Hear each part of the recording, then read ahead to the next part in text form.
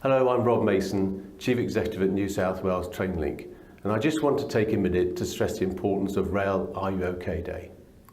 Looking after ourselves and each other should be a priority for all of us here at New South Wales TrainLink, and this video reminds us of what we can do to support our colleagues. Too often, we get caught up in the details of our days, and we fail to realise that those around us might not be okay. I'm guilty of this myself, and I think we can all do a better job. On Rail RUOK Day, on the 16th of April, I challenge you to talk to a workmate you've never spoken to before, or find out something new about those around you. Let's mind the conversation gap together.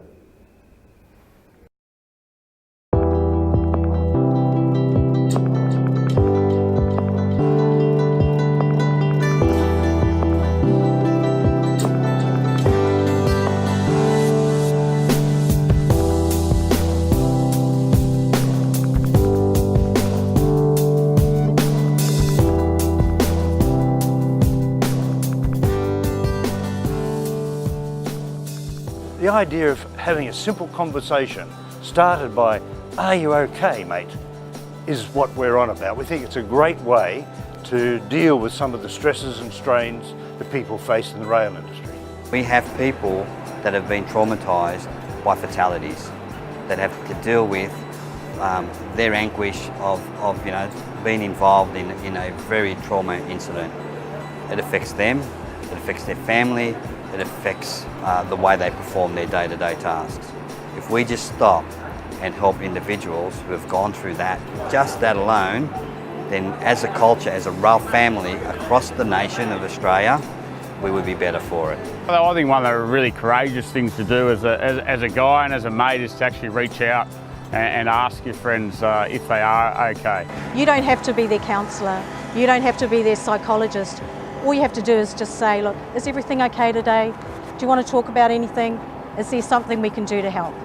If you imagine you're working in safety critical environments, that many people are in the transport industry, you need to rely on the people that you're working with to make your environment as safety conscious as possible, as safe as possible. By helping everyone else feel better, you make your own work environment better and safer. So you actually get something back for you, and the teams themselves work in a more safety conscious and better fashion. It's a male-dominated industry and guys don't really talk about that sort of stuff.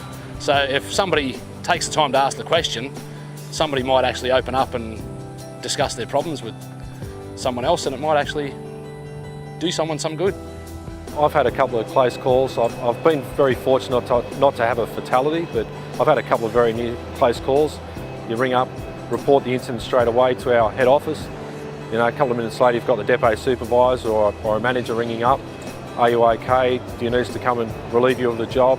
Would you like to proceed, or would you like to get off the train? Would you like some counselling? So if you're watching someone go down and you know it's not their normal presentation, just ask that question. It's not a hard question. The important part is listening. It's not necessarily about having to have a response.